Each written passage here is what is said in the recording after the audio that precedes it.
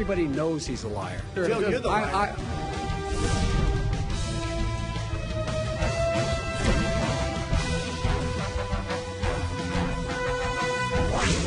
We're winning. I think we're going to win everything. I think tomorrow's going to be one of the greatest wins in the history. Tomorrow, we can put an end to a president who's fanned the flames of hate all across this country. It's time for Donald Trump to pack his bags and go home.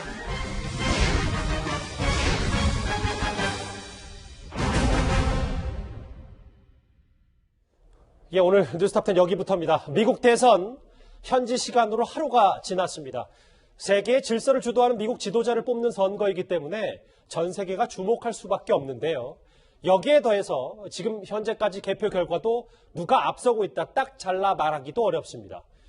저희가 그럼 워싱턴 현지 연결해서 현장 분위기를 한번 알아보겠습니다. 김정한 특파원, 트럼프 대통령이 조금 전에 사실상 승리 선언을 했다고요?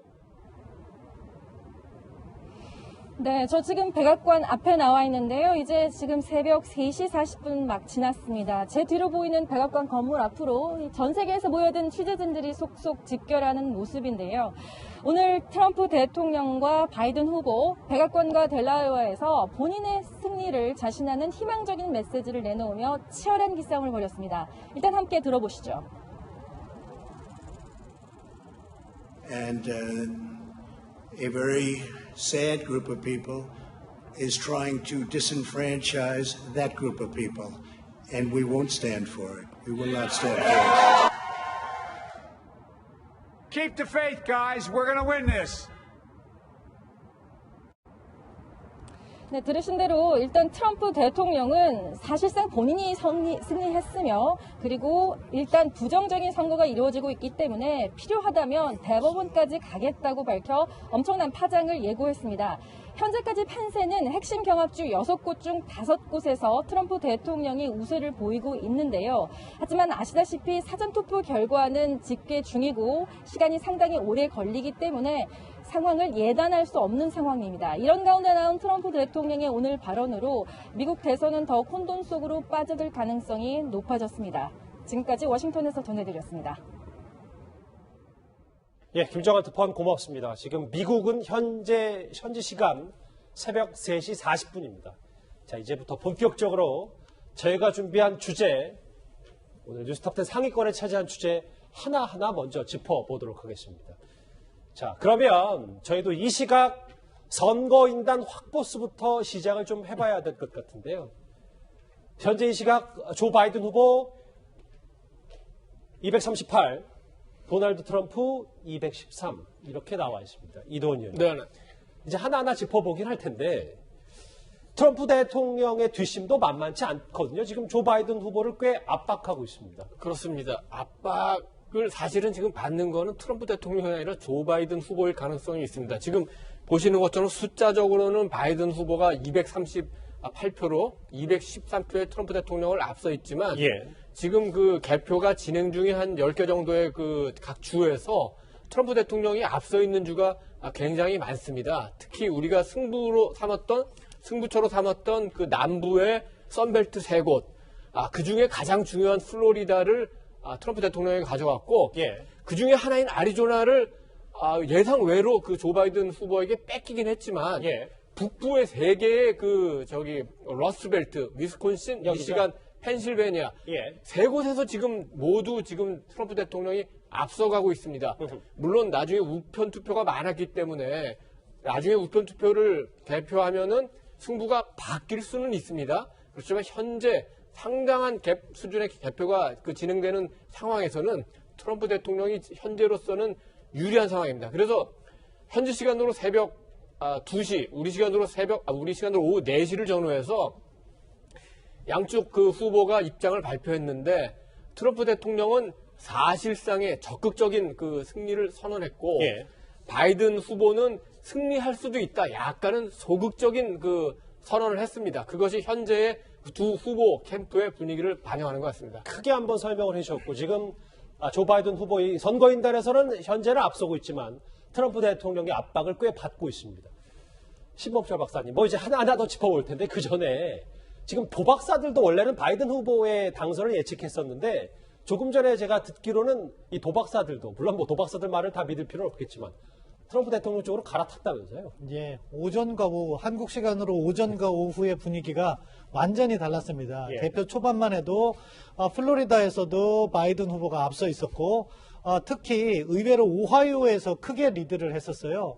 그런데 이제 투표가 계속되면서 당일 투표가 포함되고 그러면서 플로리다와 오하이오는 완전히 승리를 가져갔고 예. 더군다나 앞서 말씀하신 것처럼 러스트벨트에서 지금 트럼프 대통령이 위스콘신과 같은 경우에는 현재 한 4% 정도 앞서가는데 미시간과 같은 경우에는 8%, 펜실베니아는 10% 넘게 앞서가니까 사실상 그 세 곳을 가져가면은 트럼프 대통령이 이길 확률이 거의 100% 가까이 되니까 도박사들도 러스트벨트의 리드를 보면서 베팅 확률을 바꾼 것 같습니다. 의외로 애리조나를 바이든이 이김으로써 선전하는 듯 했지만 예. 러스트벨트에서 트럼프 대통령이 지금까지는 압도를 하고 있습니다. 그래서 도박사들도 지금까지 추세로 봤을 때는 트럼프 대통령 쪽으로 좀 기우는 거 아닌가라는 예상도 물론 한 이것도 3시간 전에 예. 73%의 확률로 트럼프가 이긴다 그렇게 나왔습니다. 73%요. 사실 김종욱 교수님 이제부터 본격적으로 지도를 볼 텐데 이곳 플로리다 있잖아요. 플로리다주. 여기에서 이 트럼프 대통령이 가져가면서 승리를 하면서 여기부터 뭔가 판세가 좀 분위기가 바뀐 거 아니냐라는 분석들이 미국에서 나왔었거든요. 항상 뭐 미국 선거에서 플로리다는 항상 중요한 지역이었던 측면들이 분명히 있고요. 뭐 엘고 때부터 가장 논란이 됐던 지역 중에 하나입니다. 그래서 이번도 마찬가지지만 여론조사상에서는 바이든 후보가 조금 높게 나와서 예. 선벨트에서 플로리다를 가져가게 된다면 바이든이 승리하지 않겠는가라고 얘기했었고 또 하나는 그 코로나19 때문에 이쪽 지역에 있는 노인층들이 현장 투표를 많이 하지 않을 수 있는 측면들이 분명히 있다라는 측면이 있었고 또 하나는 저기 백인, 블루칼라, 고졸 출신들의 열광적 지지가 분명히 있지만 그중에서 여성들 같은 경우가 지지를 많이 처리할 거라는 얘기도 많았었는데 제가 볼 때는 전통적으로 플로리다 같은 경우는 지속적으로 트럼프 후보에게 지지를 해서 보낸 것 같고요. 이제 논란은 뭐냐면 지금 보니까 조 바이든 후보가 238개를 가지고 있는데 지금 보니까 조지아주하고요. 그다음에 펜실베니아 두 개를 바라는 것 같아요. 조지아와 펜실베니아 가져가게 된다면은 270이 넘으니까요. 근데 조지아 같은 경우는 그러니까 가능성 높지는 않습니다만 우편 투표가 오게 되면 지금 56%라는 한 1시간 전에요. 이런 얘기가 나왔었고 펜실베니아도 3일 정도 후까지 가니까 예. 이걸 바라는 것 같지만 지금 상황을 봤을 때는 플로리다라고 하는 것들이 상징적으로 트럼프에게 승리의 하나의 중요한 징표를 보여주고 있긴 한 것 같습니다. 이도원 의원님, 네. 저하고 플로리다주 좀 더 입체적으로 분석을 해볼게요. 승리를 했어요. 51.3%, 47.8%. 애초에는 조 바이든 후보가 개표에는 초반에는 플로리다주에서 앞서다가 나중에 트럼프 대통령이 뒤집었는데 원래 저희도 이제 미 대선 얘기하다 보면 바이든 후보가 꽤 플로리다주에 공을 엄청 많이 들였는데도 이렇게 결과, 선거인단 29명이 있는 결과가 트럼프 대통령의 승리로 나왔다. 플로리다주 왜 이렇게 공들였는데도 바이든 후보는 안 된 겁니다. 우선 왜 플로리다가 중요한가? 50개 주 가운데 캘리포니아가 선거인단 55명으로 가장 많고 예. 두 번째가 텍사스 38명이고 바로 그 다음이 플로리다 29명입니다. 뉴욕주와 같습니다. 그러니까 수적으로 일단 굉장히 중요하고 사실상 지금 지도에서 보는 남부에서 대부분 그 공화당을 지지하는 주가 많습니다. 그렇지만 플로리다에서는 승부가 가능하기 때문에 민주당이 플로리다에서 승리하면은 대선 승리 가능성이 굉장히 높은 거죠. 네. 그런데 기본적으로 플로리다도 남부에 있기 때문에 기본적으로는 보수적인 성향이 많이 있습니다. 그렇지만 마이애미나 템파 같은 올랜도 같은 대도시가 있고 또 그 학교가 있는 지역이 있고 이런 지역에서 또 그 젊은 표나 이민자 출신들이 많기 때문에 민주당 지지자들도 있습니다만 조금 더 그 인구 구성을 자세히 보면은 은퇴한 부자들이 굉장히 많고 이들은 그 공화당 성향이 굉장히 많다고 봐야 되고 올랜도 같은 이제 관광 지역으로 취업을 온 노동계층이 굉장히 많기 때문에 예. 이쪽은 이제 그 민주당 지지 성향입니다만 새로 플로리다에 많이 유입되고 있는 멕시코 등 여러 가지 히스패닉 계층은 다양한 이해관계가 있기 때문에 어느 한쪽으로 그 지지 성향을 판단하기 굉장히 쉽지 않습니다. 그런데 클린턴 대통령은 전체적으로 그 선거의 이슈를 딱 모아가지고 이민 문제, 일자리 문제 이런 쪽으로 그 집중했는데 그렇습니다. 예. 바이든 후보는 선거 자금이 훨씬 많았기 때문에 플로리다에도 TV 광고를 포함해서 엄청난 물량의 그 홍보는 했지만 예. 도대체 뭘 홍보하는 건지 뭘 하겠다는 건지 이 선거를 바이든의 선거로 만들지 못하고 오히려 트럼프 대통령의 선거로 계속 끌려갔기 때문에 플로리다에서 그 좋은 결과를 얻지 못했고 지금까지 사실 플로리다가 스윙 스테이트라고는 하지만 여태까지 굉장히 중요한 선거 조지 W 부시와 엘 고어의 대결이라든지 20년 전에 있었던 그렇습니다. 그리고 그 힐러리 클린턴과 도널드 트럼프의 승부에서는 항상 공화당을 지지했기 때문에 만약에 이번에 꼭 플로리다를 잡았다면은 더 그 집중해서 선거운동을 했었어야 되는데 코로나 등 여러 가지 영향으로 그렇게 하지 못했던 것 같습니다. 이도원 의원님 짧게만 하나 더 여쭤볼게요. 그러니까 20년 전에 조지 W 부시 대통령과 당시 민주당의 엘고 후보가 좀 치고 나갈 수 있었음에도 플로리다에서 고배를 마시면서 선거를 내주게 된 그때도 당시 그런 곳이 바로 플로리다주였습니다. 그렇습니다. 그때 당시에 전국적인 투표는 엘 고어 대통령이 훨씬 앞섰죠. 그렇지만 이제 그 선거인단 투표로 결정이 되기 때문에 각 적정 스윙 스테이트가 중요했는데 그중에 결국 남은 게 이제 플로리다에서 일단 조지 W 부시 대통령이 승리를 했는데 개표에 문제가 있다고 그래가지고 개표를 하나하나 세기 시작했습니다. 그런데 당시 대법원이 그렇게 하면 안 되고 조지 W 부시 대통령이 승리했다고 선언을 한 겁니다. 거기에 대해서 엘 고어 대통령은 그 소송을 할 수도 있지만 그렇게 되면 나라가 혼란하고 분열되니까 내가 패배를 받아들이겠다. 신사적으로 승복을 했기 때문에 조지 W 부시 대통령이 승리를 한 거죠. 핵심 경합주 플로리다 좀 봤고요. 또 다른 핵심 경합주 여러분들도 익히 좀 들으셔서 알겠지만 바이든의 고향이자 마지막 유세지였던 바로 펜실베이니아주입니다.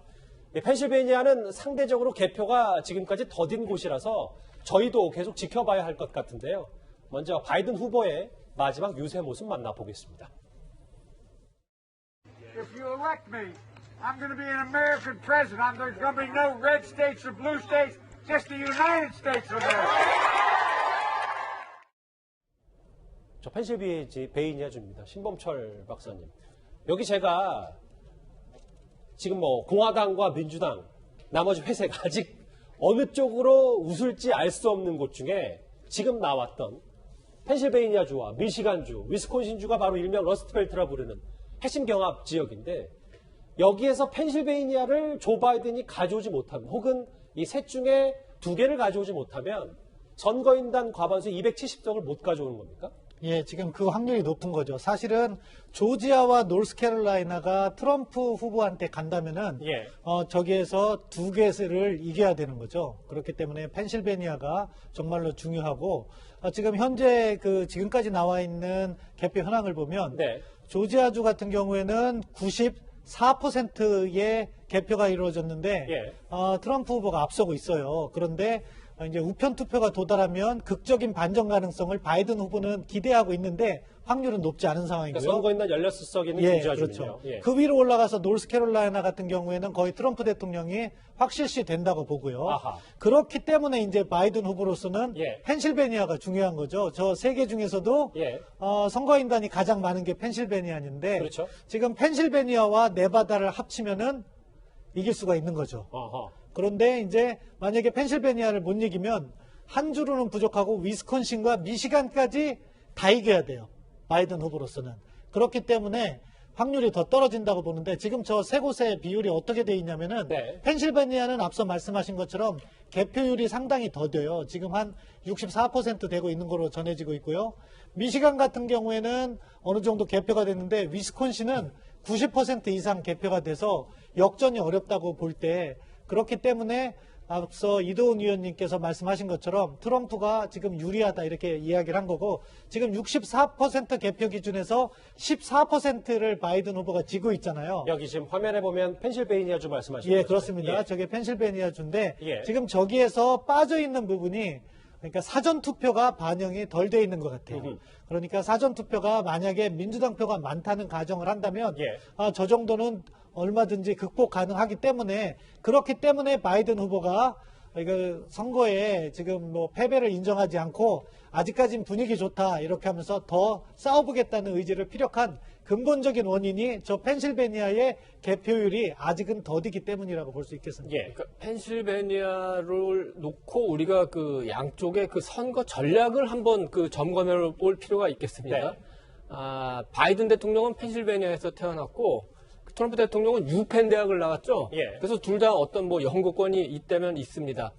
그런데 이제 펜실베니아가 그동안에는 대표적인 도시가 필라델피아인데 필라델피아 프리덤이라는 말이 있을 정도로 굉장히 진보적인 아하. 도시입니다. 그리고 민주당에 유리해 왔는데 이쪽 인구 구성에서도 그 흑인이 30%가 넘기 때문에 민주당한테 기본적으로 유리한 지역구인 거는 분명한데 네. 최근에 산업이 예전에 이제 펜실베니아에서 석유를 채취했다. 그게 이제 시들면서 굉장히 퇴락한 그 주 하나가 됐는데 최근 들어가지고 셰일가스, 셰일 석유 이게 나오면서 다시 어느 정도 경제가 회복되고 있습니다. 그런데 트럼프 대통령은 셰일가스 열심히 사업하게 해주겠다고 공약을 했는데 바이든 그 후보는 친환경 에너지 그 살리겠다 이걸 공약을 하니까 펜실베니아에서 받아들이기에는 그거는 지역 친화적인 그 공약은 아닌 거죠. 예. 그리고 함께 이제 러스트벨트인 미시간하고 위스콘신도 마찬가지인데 여기는 미시간 같은 경우는 디트로이트에 그렇죠. 미국의 대표 그 자동차 회사 3개가 있지 않습니까? 수많은 노동자가 있는데 사실상 민주당의 성역이라고 봐야죠. 예. 그런데 트럼프 대통령이 바로 거길 겨냥해서 이 일자리 뺏기는 거를 내가 가져오겠다고 해서 오히려 그거를 트럼프의 주로 만들어버리지 않았습니까? 그래서 4년 전에 힐러리 후보가 패한 건데 똑같은 패배를 민주당은 4년 뒤인 지금 똑같이 당할 그 위기에 있는 겁니다. 그러니까 자 미국 최고의 자동차 공장들이 있는 그렇습니다. 미시간주 디트로이트 있고 여기 펜실베이니아 필라델피아는 가스가 나오는데 이 두 부분 핵심 러스트벨트 지역이 트럼프 대통령이 핵심으로 이제 맞춤형 공약을 내면서 그렇죠. 트럼프 대통령으로 갔다 뭐 이런 그러니까 말씀이죠. 굳이 그 국내 정치하고 비유를 하자면은 예. 그 2012년에 보수당 출신의 박근혜 대통령이 복지 담론을 내세워가지고 중도층을 흡수해서 그 선거에 이긴 거나 마찬가지입니다. 마지막으로 위스콘신 주는 사실은 그동안에 계속 민주당을 뽑았던 주인데 4년 전에 힐러리 클린턴 후보가 당연히 이길 걸라고 한 번도 가지 않았습니다. 트럼프 대통령은 3번을 갔습니다. 그러면서 바뀌었던 거죠. 그래서 선거 전략상으로 러스트벨트에서 만약에 이제 바이든 대통령이 패배한다면 그런 전략의 실패라고도 볼 수 있겠습니다. 아직까지는 가정이니까요. 네. 만약에 복귀하면 또 그런 얘기가 나오겠죠. 신범철 박사, 이 얘기 하나 더 드릴게요. 아까 지금 여기 나온 거는 개표 기준이 아직 뭐 20, 30% 남았기 때문에 단언할 수 없다.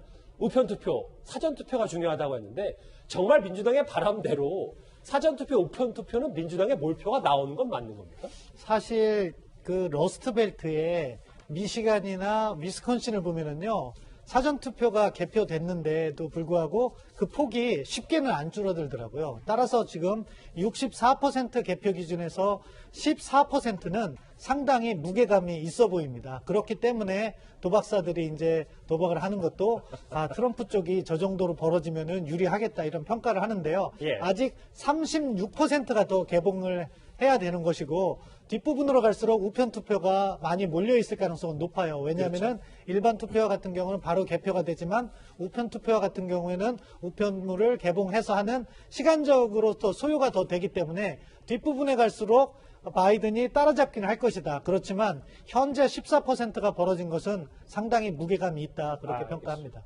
지금 미국 현지 시간 새벽 4시를 향해 가고 있습니다. 우리 시간으로는 6시인데요. 오후 6시입니다. 이렇게 막상 뚜껑을 열어보니까 트럼프 대통령의 뒷심이 꽤 거세서 바이든 후보 결과를 장담할 수 없습니다. 그런데 현지 시간으로 대선 당일 자정을 넘어서요. 델러웨어주에 있는 웰밍턴 자택에서 바이든 후보 오늘 이런 성명을 냈습니다. We feel good about where we are. We really do. I'm here to tell you tonight, we believe we're on track to win this election. It's going to take a while. We're going to have to be patient until the hard work of tallying the votes is finished. And it ain't over till every vote is counted. Every ballot is counted. 지금으로부터 한 4시간 전쯤인가요? 바이든 후보가 갑자기 이제 입장 발표를 한다 그래서 이제 결과 져서 승복선언을 하는 거 아니냐 뭐 이런저런 얘기들이 많았는데 좀 의외의 얘기를 했어요. 저 얘기를 저희는 좀 어떻게 받아들여야 될까요? 제가 볼 때 아직 여지는 남아있다. 엘고 당시와 같은 방식으로 예를 들어 연방 대법원의 결정에 따르지 않겠다. 여지가 계속 남아있는 거고 가장 중요한 펜실베니아 같은 경우가 3일 후까지 들어오는 것에 대해서도 다 그 계산을 하기 때문에 그때까지 지켜봐야 한다. 그 전에 승복을 하는 것 같은 경우는 과거를 답습할 수가 없다라는 얘기를 하는 건데요. 말씀하신 제가 아까 말씀드렸지만 펜실베니아 같은 경우가 지금 한 60만 표 정도 차이가 나는 것 같은데 보면 250만 건 정도의 우편 투표가 있다라는 거예요. 근데 160만 명의 민주당원들이 등록을 했다라고 하는 거예요. 만약 이게 이 결과대로 나오게 된다면 막판에 역전할 수도 있지 않을까라는 생각 하나 하고 조지아 같은 경우도 마찬가지 아까 말씀드렸지만 바이든이 승리할 우편 투표 때문입니다만 56%가 나왔어요. 그러니까 트럼프는 4%라는 얘기겠죠. 이 두 군데를 이기면은 바이든이 막판 역전을 할 수 있다고 생각을 분명히 하는 것 같아요. 하지만 이게 본인 뜻대로 될까? 왜냐하면 전체적 흐름이 있기 때문에 본인 뜻대로 되기는 어렵다는 생각이 들지만 하지만 민주당 입장에서 앞으로 4년 동안 다시 트럼프 대통령 기간을 겪는다는 건 감내하기 어렵다는 생각이 분명히 드는 거고 끝까지 제가 볼 때는 갈 거라고 봐요. 끝까지 가서 펜실베니아 마지막 뚜껑이 열릴 때까지 가야 된다고 생각하는 것 같고요. 저는 그런 측면에서 소위 조기에 트럼프 대통령이 얘기하기 이전에 바이든 후보가 저 문제 제기를 제기해서 저런 가능성도 사전에 막으려고 하는 그래서 전체적 미국에 있는 유권자 국민들이 단단하게 서로를 지탱하게 만들려고 하는 지금 과정인 것 같고요. 방법은 제가 볼 때는 펜실베니아 계속 앞으로도 까봐야 할 수 있는 상황으로 갈 수도 있다는 생각이 개봉을 듭니다. 해봐야. 그러니까 김종국 교수님 말씀은 트럼프 대통령이 미리 조기 승리 선언, 샴페인 일찍 터뜨리기 전에 네네. 바이든 후보가 약간의 찬물을 껴있는 중간 정리 발언을 했다 뭐 이렇게 네네. 보시는 거군요. 네, 알겠습니다.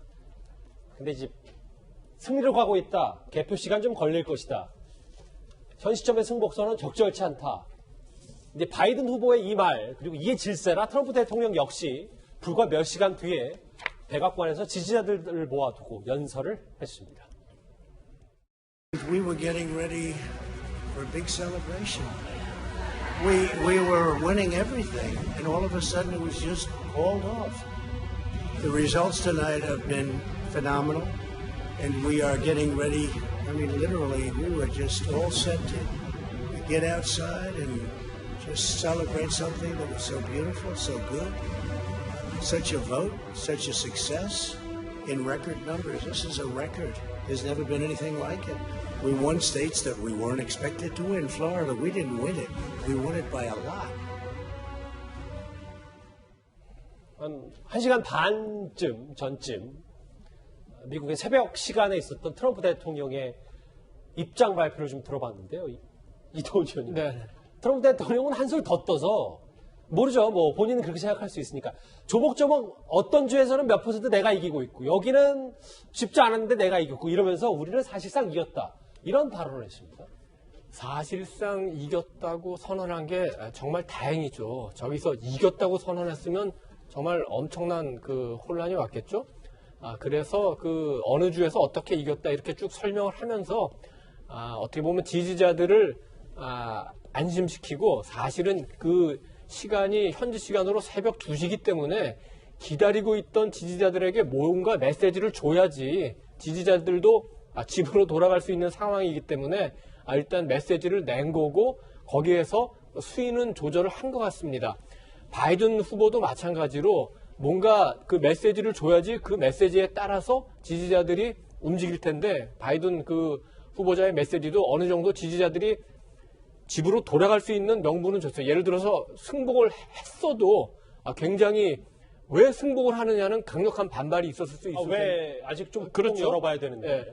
저 정도 나왔으면 조금 이제 새벽 2시니까 내일 아침에 동이 뜨고 다시 보자 하는 상황이기 때문에 그동안에 굉장히 미국 선거를 보면서 우려했던 게 그 패배한 쪽에서 강력히 반발하면서 충돌이 일어나지 않을까 이런 우려를 하지 않았습니까?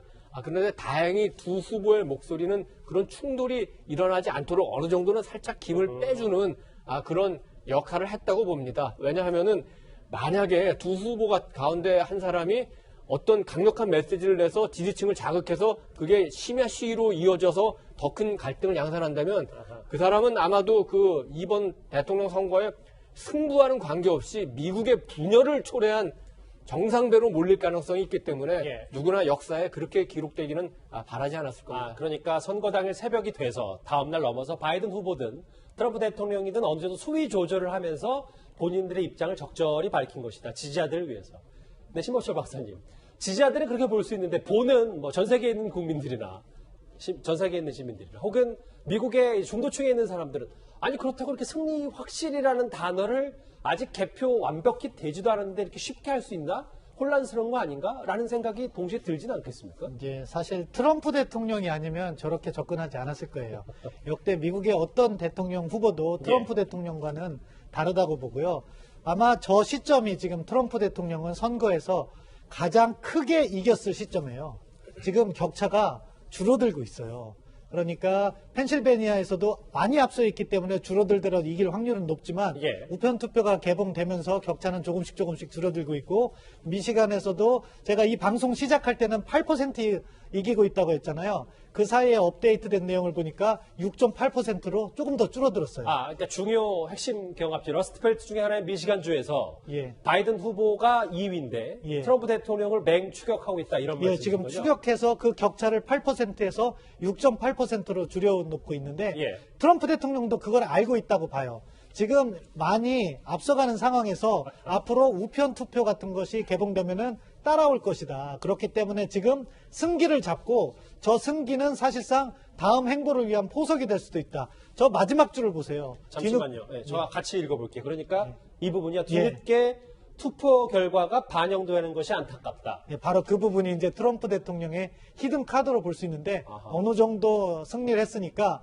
특정 기일 이후에 들어오는 것은 투표수에 반영하면 안 된다는 식으로 선거 소송을 제기할 가능성이 여전히 남아있다. 물론 지금과 같이 앞서는 상황이 계속돼서 끝나면은 그런 문제는 없겠지만 정말로 좁혀지게 된다면 아까 김 교수님께서는 조지아까지도 말씀하셨는데 조지아도 가능성은 열려 있는 거고 펜실베니아나 미시간은 여전히 개표할 투표수들이 많기 때문에 가능성 자체는 열려 있거든요.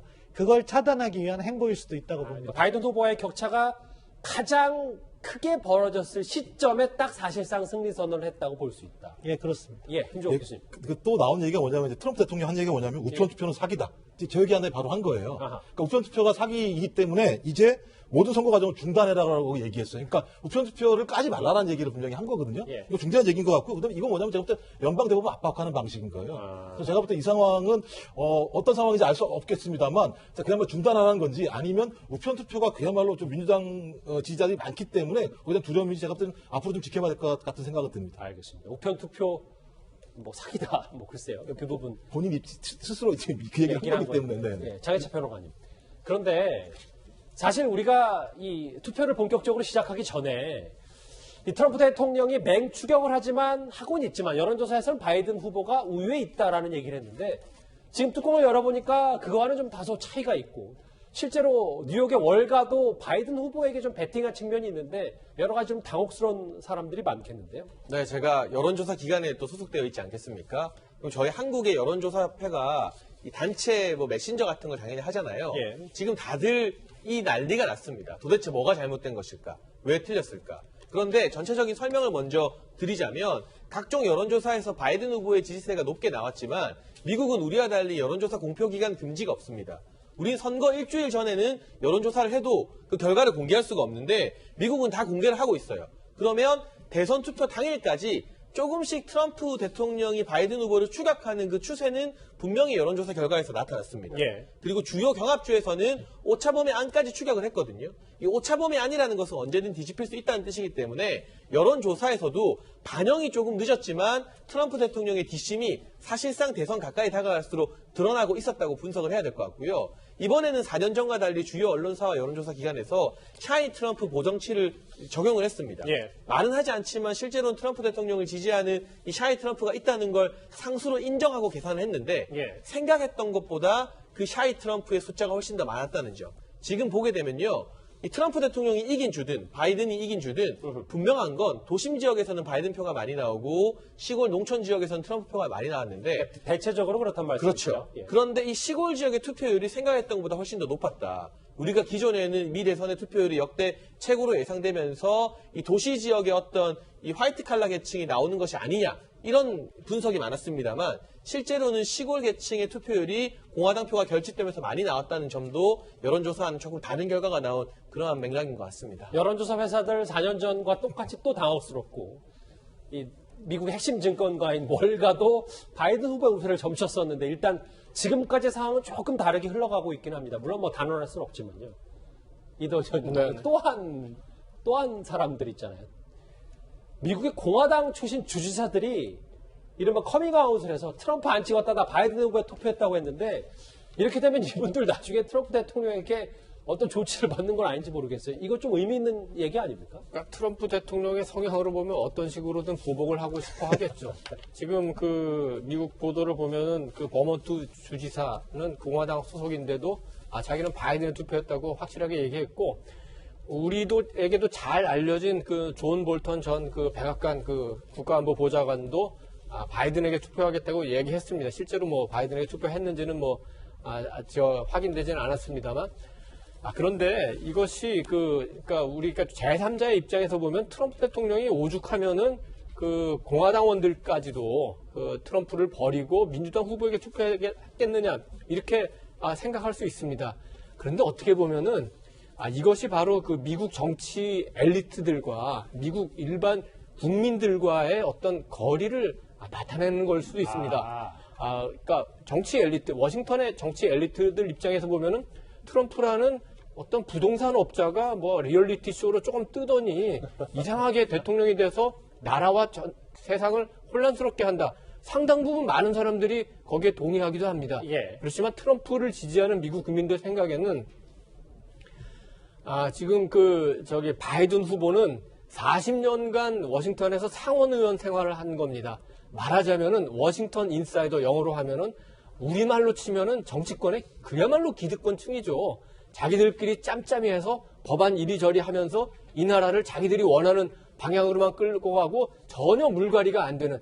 그래서 이 우리나라가 원하는 것만큼 미국 국민들도 정치가 개혁되길 바랍니다. 그래서 워싱턴 인사이더가 돼가지고는 결코 정치가 개혁 안 되기 때문에 아예 외부에서 뭐 약간 알겠습니다.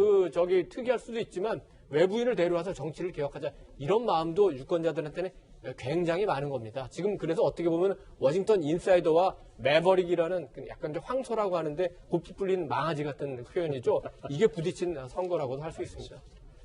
구체적으로 설명을 해주셨는데요. 이 정도면은 뭐 앞서 계속 저희가 강조합니다만 개표가 완전히 끝날 때까지는 끝난 게 아닌 것 같습니다. 이쪽에 지금 있는 선거인단 확보수 여전히 보면 238대 213. 바이든 후보가 일단 지금 선거인단 확보는 앞서고 있습니다만 개표가 상대적으로 더딘 주였고 핵심 경합 지역에서 트럼프 대통령이 앞서고 있기 때문에 누가 먼저 270을 가져가느냐 이 부분 앞으로도 계속 지켜봐야 합니다. 이번 미국 대선은요 코로나 그리고 경제, 우편 투표 등 유독 변수가 많았습니다. 특히 코로나19 사태가 미국 대선 판도를 뒤흔들었다고 해도 과언은 아닌데요. 저희가 그 화면을 모아봤습니다. And I learned so much about coronavirus. And one thing that's for certain, don't let it dominate you. Don't be afraid of it. You're going to beat it. We have the best medical equipment. We have the best medicines, all developed recently. His reckless personal conduct since his diagnosis, with the stabilizing effect it's having on our government, is unconscionable.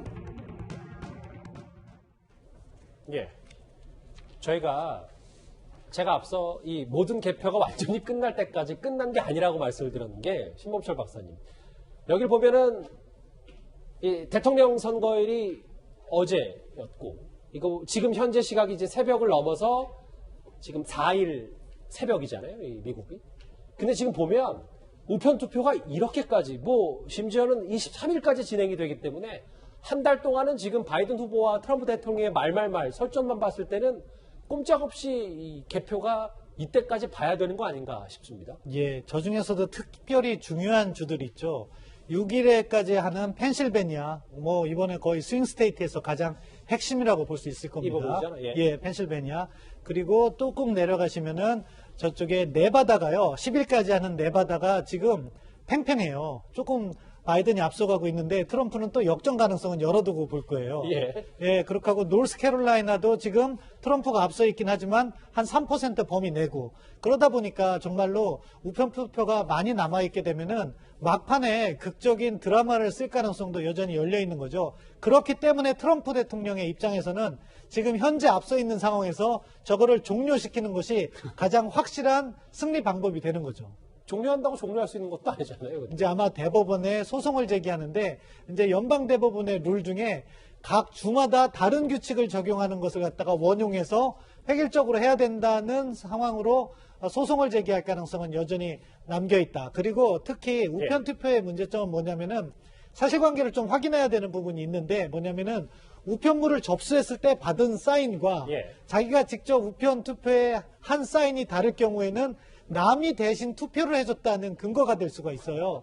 그렇기 때문에 그것도 검증해야 된다고 들어서게 되면은 사실은 그것까지 검증하다 보면은 12월 14일 날 사실은 저렇게 투표인단이 선거를 하게 돼 있는데 그걸 못하게 되고 넘어가게 되면은 1월 6일 날 상하원에서 투표를 하게 되는데 잘못하면은 1월 20일까지 대통령 후보가 확정이 안 되는 상황까지도 예상을 할 수 있는 거죠. 정말로 최악의 시나리오인데 지금 미국 제도가 워낙 오래된 제도를 고쳐서 쓰다 보니까 저렇게 어떻게 보면은 효율성 측면에서는 많이 떨어진 부분이 있다. 그 점을 저 우편 투표가 잘 시사하고 있다고 봅니다. 신법자 박사님 말씀 적게는 이 노스캐롤라주에 있는 다음 주 목요일까지 그리고 길게는 1월까지 그 우편 투표 사인 여부를 또 확실히 이제 대조를 해야 되는 제기를 거니까 하게 되면. 만약에 1월까지 알겠습니다. 엎치락 뒤치락 지금도 분 단위로 이 선거인단 수가 움직이고 있어서요. 이 두 후보 유세 기간 동안에도 늘 화제를 모았습니다. 특히 TV 토론에서도 치열하게 격돌하는 모습 여러분도 만나보셨을 텐데요. 그 장면 잠시 한번 더 보고 오겠습니다.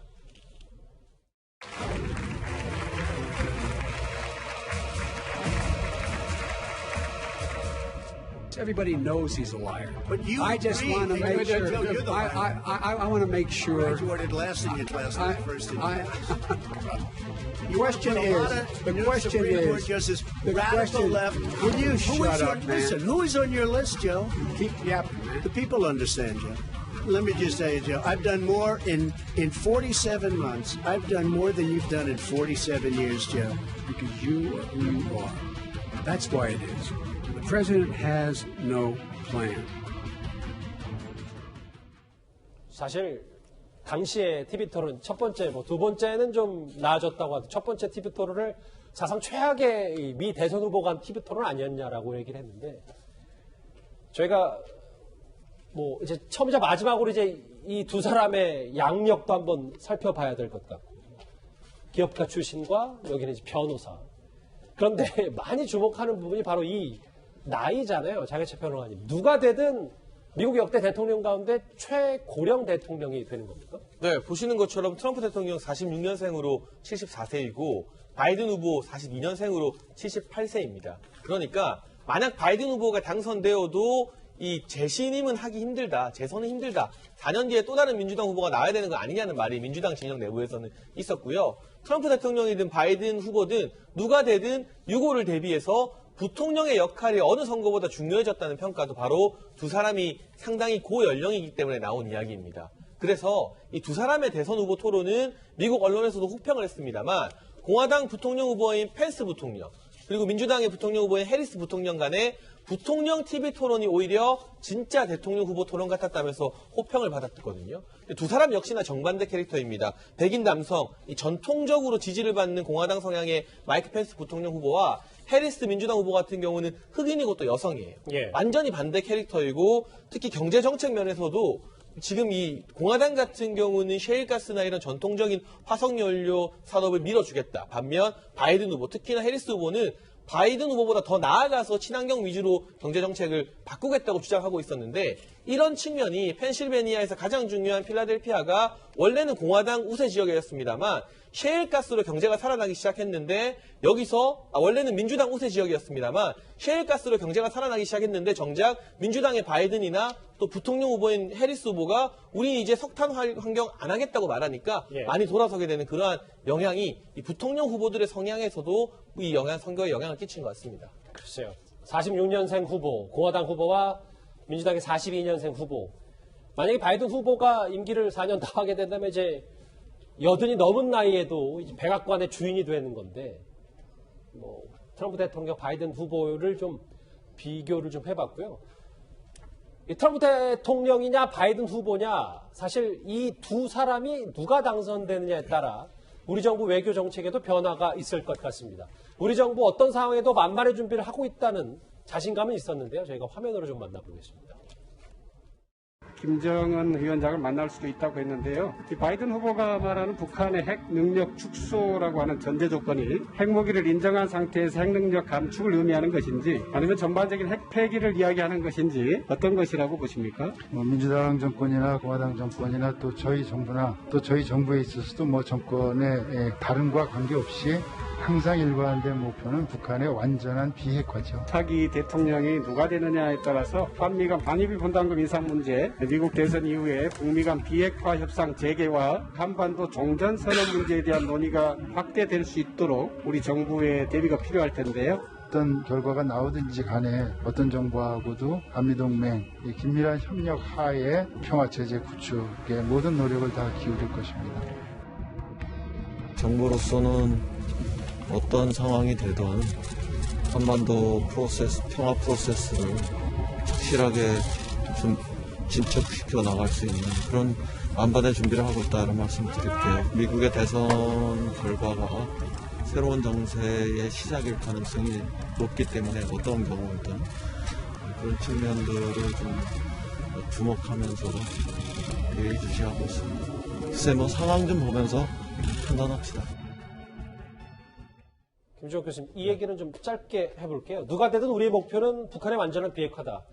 이렇게 되면 일단 지금 트럼프 대통령이 약간의 승기를 잡았다고 판단이 되면 우리 정부로서도 이 대북 관계에서는 트럼프 대통령이 제설하는 게 유리한 겁니까? 일단 제가 볼 때 가장 중요한 문제는 탑다운 방식으로 하고 있기 때문에 일괄적인 어떤 타결 가능성들이 분명히 있지만, 제가 볼 때는 이미 북미 간에 노딜이 있었기 때문에 그 노딜 이후에 북한이 더 앞으로 진전되지 않는다고 얘기한다면 대화는 바이든에 비해서는 더 많은 대화를 할지 모르겠습니다만 진전할 수 있을 것인가라는 고민들이 분명히 있고요. 제가 볼 때 더 큰 변수는 제가 볼 때 미중 간의 세력 전위 과정에서 저희 우리가 그 틈새에서 미국을 설득하고 중국을 설득할 수 있을 것인가, 이 문제가 더 중대한 문제로 등장할 수밖에 없을 것 같아요. 왜냐하면 미국은 계속 우리에게 쿼드라 그래서 인도태평양 전략 안에 우리를 집어넣으려고 하는 거고 중국에서 빠져나가려고 하는 상황이거든요. 예. 이런 상황 속에서 우리가 한반도 평화 프로세스라고 하는 부분들을 제대로 이행할 수 있을 것인가라는 부분들은 상당히 난망한 상황들이 분명히 있습니다. 저는 그런 측면에서 청와대가 잘 준비하는 건 더 중요하겠지만 소위 그 북미회담의 성사에만 목을 맸을 때는 제가 볼 때 문제가 더 안 풀릴 수도 있다. 저는 미중 관계라는 전체적인 상황 속에서 환경을 만드는 데 더 집중하는 게 낫다, 이런 생각을 하게 됩니다. 알겠습니다. 지금요, 우리 시간은 오후 6시 20분이고요. 미국 동부 시간 기준으로는 지금 새벽 4시 20분입니다. 여전히 지금까지 이제 새로 고침 업데이트된 상황은 조 바이든 후보가 선거인단 238, 238을 확보했고, 도널드 트럼프 대통령은 213 선거인단 수를 확보를 했습니다. 여전히 안개 속이잖아요. 저희가 계속 이어지는 저희 채널의 뉴스에서 막상 이제 개표 소식 실시간으로 한번 전해드리도록 하겠습니다. 뉴스탑10에서 전해드린 트럼프 대통령과 바이든 후보의 초접전 양상 분위기는 여기서 정리를 하겠습니다.